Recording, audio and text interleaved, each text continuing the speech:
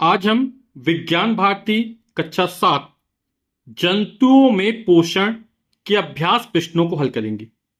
पहला प्रश्न है, निम्नलिखित में से सही विकल्प चुनकर लिखिए। मुख गुहा में भोजन के किस अवयव का सरलीकरण होता है? तो इसका जो सही विकल्प होगा वो हो जाएगा कार्बोहाइड्रेट।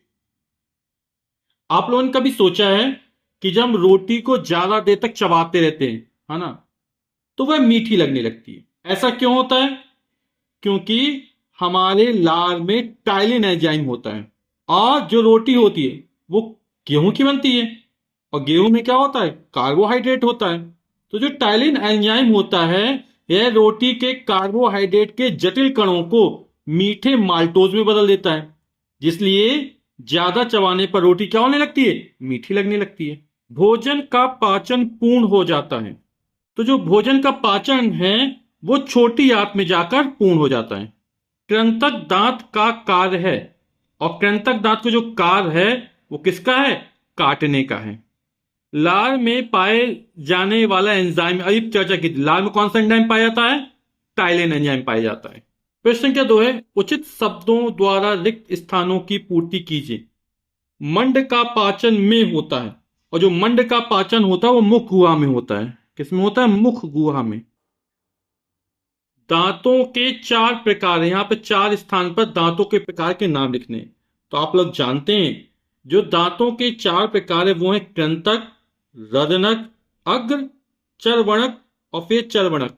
ठीक है, तो ये 4 प्रकार होते हैं। आमाशय में का श्रावण होता है। तो आमाशय की दीवारों से जठर रस का श्रावण होता है। किसका श्रावण होता है? जठर रस का। और ये जो जठर रस है ना, जिसमें पाचक एंजाइम, हाइड्रोक्लोरिकम और श्लेष पाया जाता है। तो कस एक और लिखना, तो यहां पर हम HCl लिख देते हैं, हाइड्रोक्लोरिकम। ठीक है, HCl यानी हाइड्रोक्लोरिकम। अमीबा अपने भोजन को के द्वारा पकड़ता है। तो किसके द्वारा पकड़ता है? ये पादाप के द्वारा पकड़ता है।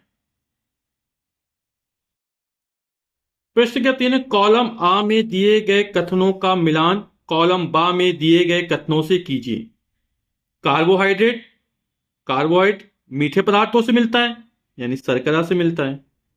प्रोटीन में एमिनो अम्ल आ जाएगा, और वसा के लिए आ जाएगा वसा अम्ल या ग्लिसरॉल।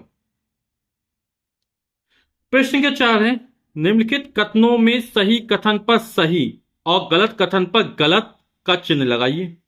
चरवणक भोजन को काटने का कार्य करती है। अपन ने दांतों के 4 प्रकार पढ़े थे, है ना, तो उसमें कृंतक दांत हैं वो काटने का कार्य करते हैं।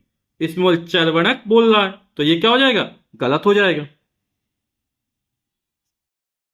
आमाशय की दीवार से जठर रस का श्रावण होता है, बिल्कुल सही है, आमाशय की दीवार जठर रस का श्रावण होता है। पेप्सिन द्वारा कार्बोहाइड्रेट का पाचन होता है, ये गलत है। पेप्सिन द्वारा प्रोटीन का पाचन होता है, और बोला कार्बोहाइड्रेट का, तो ये गलत हो जाएगा।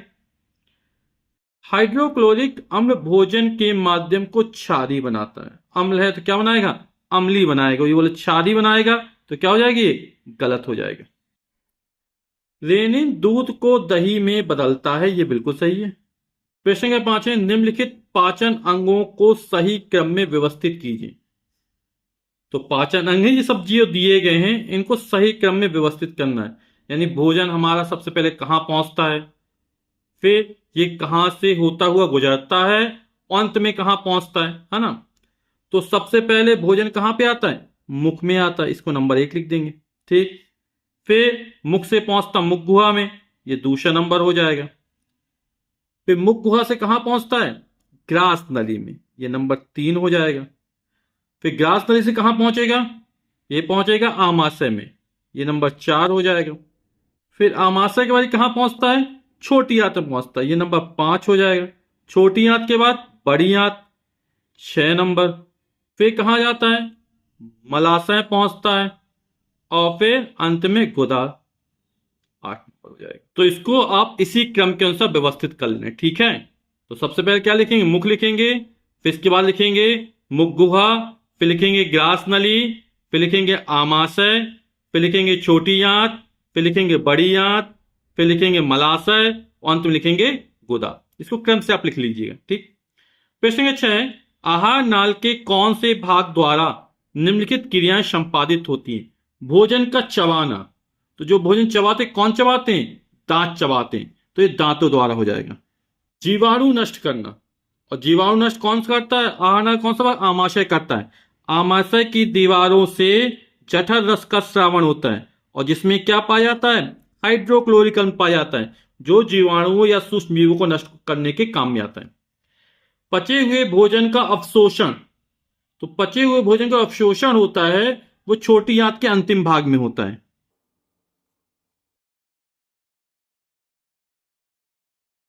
सेलुलोज पाचन अंधनाल या सीकम में होता है। प्रश्न के साथ निम्नलिखित प्रश्नों के उत्तर दीजिए। प्रश्न है, पित्त रस कहां बनता है? यह भोजन के किस घटक के पाचन में सहायक है? जो पित्त रस है, पित्त रस का निर्माण यकृत को बोलते हैं अंग्रेजी में लिवर में होता है, और फिर पित्ताशय गाल ब्लैडर में जाकर जमा होता है। यह वसा के पाचन में मदद करता है। तो पित्त रस का निर्माण कहां होता है? यकृत लिवर में होता है, पित्ताशय में जाकर ये जमा होता है, और किसके पाचन में सहायक होता है? वसा के पाचन में सहायक होता है। अगला प्रश्न है, आमाशय में स्रावित अम्ल का कार्य बताइए। आमाशय की दीवारों से जठर रस का स्रावण होता है ना, और इस रस में क्या क्या पाया जाता है? पाचक एंजाइम पाया जाता है, हाइड्रोक्लोरिक अम्ल पाया जाता है एवं श्लेष पाया जाता है। तो हमें अम्ल का कार्य लिखना है, ठीक है। तो आमाशय की दीवारों से जठर रस का स्रावण होता है, जिसमें हाइड्रोक्लोरिक अम्ल पाया जाता है। हाइड्रोक्लोरिक यानी HCl। यह अम्ल भोजन के माध्यम को अम्लीय बनाता है, भोजन में उपस्थित सूक्ष्म जीवाणुओं को नष्ट करता है तथा भोजन को सड़ने से बचाता है। अगला प्रश्न है, शाकाहारी जंतु की आहार नाल की विशेषताएं बताइए। उत्तर हो जाएगा, शाकाहारी जंतुओं का मुख्य भोजन घास है, जिसमें सेलुलोज प्रचुर मात्रा में पाया जाता है, जिसका पाचन आसानी से नहीं होता है। शाकाहारी जंतु पहले घास आदि को जल्दी जल्दी निकल लेते हैं और आमाशय के एक भाग में भंडारित कर लेते हैं। आमाशय का यह भाग रूमेन कहलाता है। रूमेन में भोजन का आंशिक पाचन होता है। इन जंतुओं में छोटी आंत और बड़ी आंत के बीच एक लंबी संरचना होती है, जिसे अंधनाल या सीकम कहते हैं। भोजन के सेलुलोज का पाचन इसी स्थान पर होता है। अगला प्रश्न है, सूक्ष्म जीव अमीबा में भोजन का अंतर्ग्रहण और पाचन चित्र द्वारा स्पष्ट कीजिए। तो ये अमीबा है ना, इसकी आकृति कैसी है? अनियमित है, ठीक। और जो अमीबा होता है वो निरंतर अपनी आकृति और स्थिति बदलता रहता है, ठीक है। इसकी कोशिका में एक अथवा अनेक अंगुली के समान प्रवर्ध निकले रहते हैं। ये जो प्रवर्ध निकले रहते हैं ना, अंगुलियों के समान, जिन्हें पादाप कहते हैं। यह अमीबा को गति देने और भोजन पकड़ने में सहायता करता है। अमीबा सूक्ष्म जीवों को ग्रहण करता है जैसे ही इसे अपनी कोशिका झिल्ली के समीप भोजन का एहसास होता है। यह खाद्य कणों के चारों ओर पादाप विकसित करके कपनुमा संरचना के अंदर उसे निगल लेता है।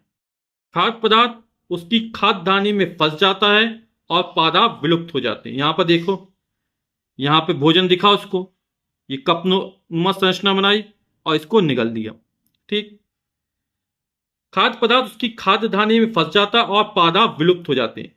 खाद्य धानी में पाचक रस स्रावित होते हैं, जो खाद्य पदार्थों पर क्रिया करके उन्हें सरल पदार्थों में बदल देते हैं। पचा हुआ खाद्य पदार्थ धीरे धीरे अवशोषित हो जाता है, जिससे अमीबा की वृद्धि और गुणन आदि विभिन्न जैविक क्रियाएं होती हैं। बचा हुआ अपशिष्ट पदार्थ खाद्य धानी द्वारा बाहर निकाल दिया जाता है। आप यहां से लेकर यहां तक लिख लेंगे और ये वाला चित्र बना लेंगे, ठीक है। इस अभ्यास का अंतिम प्रश्न है, मानव की आहार नाल का नामांकित चित्र बनाइए। तो आप लोग जानते हैं मुख गुहा, ग्रास नली, आमाशय, छोटी आंत, बड़ी आंत आहार नाल के विभिन्न भाग हैं। तो आप ये चित्र बना लीजिएगा, ठीक है। और नामांकित चित्र बना, उसमें नाम लिख देना कि मुख गुहा कहां पर है, ग्रास नली कहां पर है, आमाशय कहां पर है, छोटी आंत कहां पर है और बड़ी याद कहां पर है, ठीक है।